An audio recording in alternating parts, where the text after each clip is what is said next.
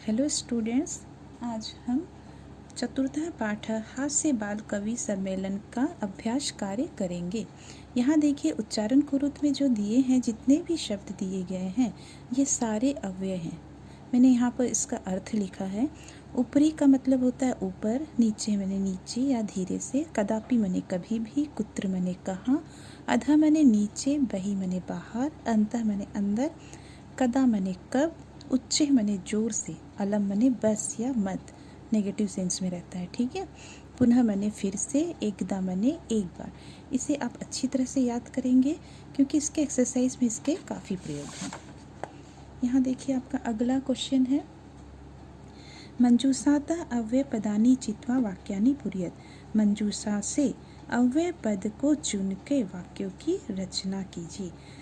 यहाँ पर देखिए मंजूषा में जितने भी आपके हेल्पिंग बॉक्स में जो दिए हैं आपके अव्यय, इसके एक बार अर्थ देख लेते। अलम मैंने नहीं के सेंस में होता है, मत करो बस करो।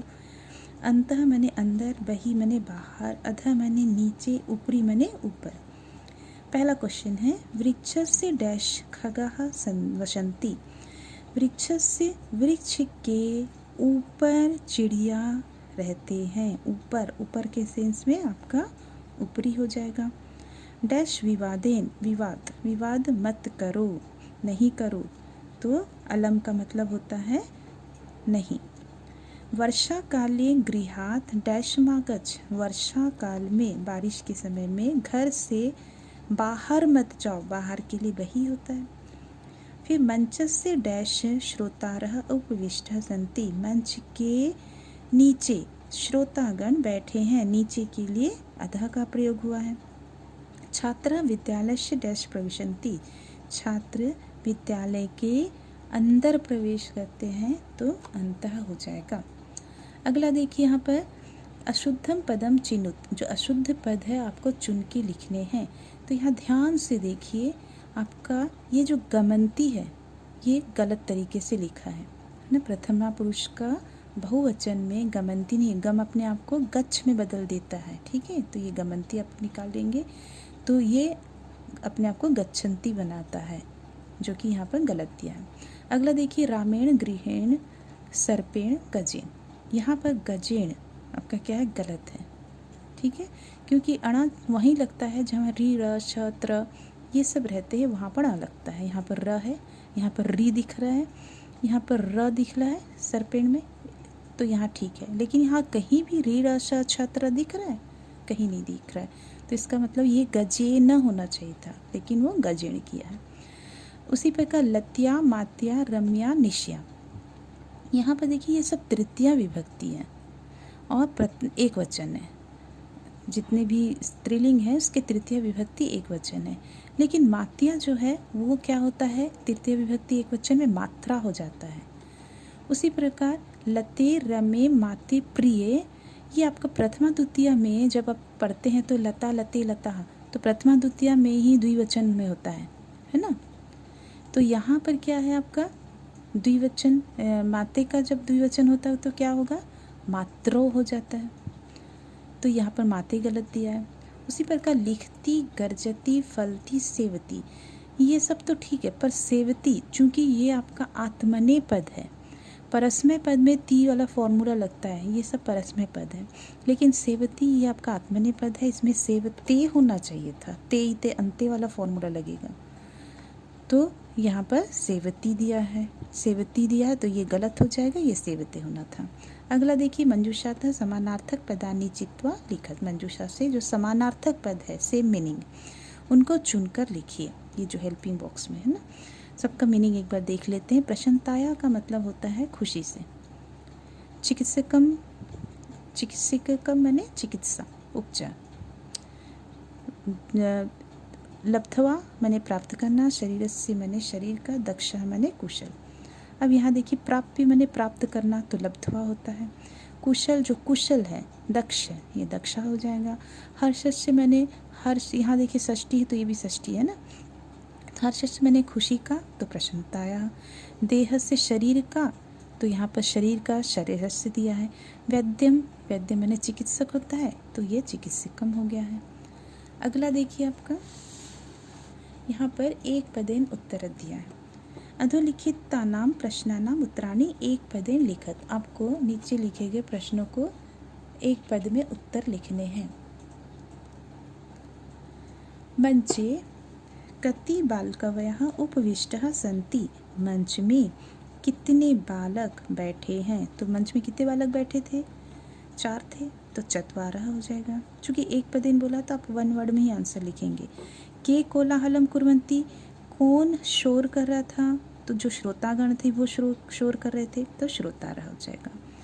गजाधर कम उद्देश्य काव्यम प्रस्तौति, तो गजाधर कम उद्देश्य काव्यम प्रस्तौति। गजाधर किस उद्देश्य से काव्य की, कविता की प्रस्तुति कर रहे थे। किसके विषय में, किस विषय में प्रस्तुति दी उन्होंने, गजाधर ने आधुनिक वैद्य के विषय में, तो आधुनिक वैद्यम। तुंदिल कस्य ऊपरी हस्तम आवर्तति, जो तुंदिल है वो किसके ऊपर हाथ को फेर रहा था, तो अपने तोंद के ऊपर, तो तुंदस्य हो जाएगा। लोके पुनः पुनः कानि भवन्ति, संसार में बार बार क्या होता है, संसार में बार बार शरीर आते हैं, तो शरीरानी। किम कृत्वा घृतम पिबेत, क्या करके घी पीतना चाहिए, तो क्या करके, ऋण लेकर, उधार लेकर, तो ऋणम हो जाएगा। अगला आपका है मंजूषाता पदानि चित्वा कथायाः पूर्तिम कुरुत। आपको जो ये कथा दी गई है वो मंजूषा से हेल्पिंग बॉक्स से शब्दों को चुन के आपको कथा की पूर्ति करनी है। तो सबसे पहले इसके अर्थों को देख ले। नासिकायामेव मतलब नाक से ही, वारम वारम मने बार बार, खड़गेन मतलब तलवार से, दूरम मने दूर, मित्रता मने मित्रता, मच्छिका मने मक्खी, वैजनेन पंखे से, उपाविशत बैठना, छिन्ना मने टुकड़े हो जाना, कटना, सुप्तः मने सोया हुआ, प्रिय मने प्रिय।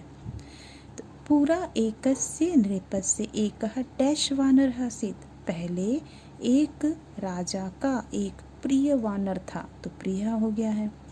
एकदा नृपः डैश आसीत्, एक बार राजा सोया हुआ था, तो सोया के लिए सुप्तः हुआ। वानरः डैश तम अविजियत, वानरः जो वानर था वो पंखे से उसे क्या कर रहा था, झेल रहा था, पंखे से हवा कर रहा था। तदेव, तो वैजनेन हो गया यहाँ पर, तदेव एका डैश नृपस्य नासिकायाम डैश, तभी एक मक्खी, तो मक्खी के लिए मधुमक्खी का हुआ, नृपस्य नासिकायाम, नृप के राजा के नाक पर ही बैठा उपाविशत। यद्यपि फिर भी, वानरः डैश वैजनेन ताम निवारति स्म, यद्यपि वानरः मैंने फिर भी वानर क्या किया, बार बार पंखे से, तो बार बार के लिए वारम बार बार पंखे से उसे भगा रहा था। तथापि स, फिर भी वह, पुनः पुनः नृपस्य डैश उपविष्टि स्म, फिर भी वह बार बार नृप के राजा के नाक पर ही बैठ रहा था। अंत में सह मच्छिका, वह जो मक्खी थी, हंतुम मारने के लिए, डैश प्रहारम अकृत, उसने तलवार से प्रहार किया, तलवार से तो खड़गेन हो जाएगा। तो अंत में वह मधुमक्खी को मारने के लिए तलवार से प्रहार किया। मच्छिका तो उड़िए डैश गता, मक्खी तो उड़कर दूर चली गई, तो दूरम हो गया। किंतु खड़ग प्रहारे निपस्य नासिका डैश अभवत, परंतु तलवार की प्रहार से राजा का नाक कट गया। अतः इसलिए एवोचिते, ऐसा कहा गया है, मूर्ख जनेह सह डैश नोचित, मूर्ख लोगों के साथ मित्रता नहीं करनी चाहिए, तो मित्रता आ गया है।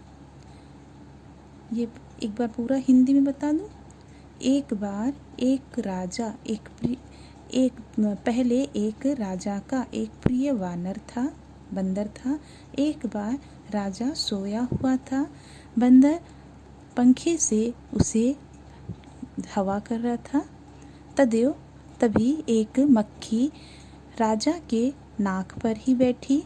यद्यपि बंदर बार बार पंखे से उसे हटा रहा था, फिर भी वह बार बार राजा के नाक पर ही बैठी थी। अंत में वह मक्खी को मारने के लिए तलवार से प्रहार किया। मक्खी तो उड़कर दूर चली गई, किंतु तलवार के प्रहार से राजा का नाक कट गया। अतः इसलिए कहा गया है, मूर्खों से मित्रता नहीं करनी चाहिए।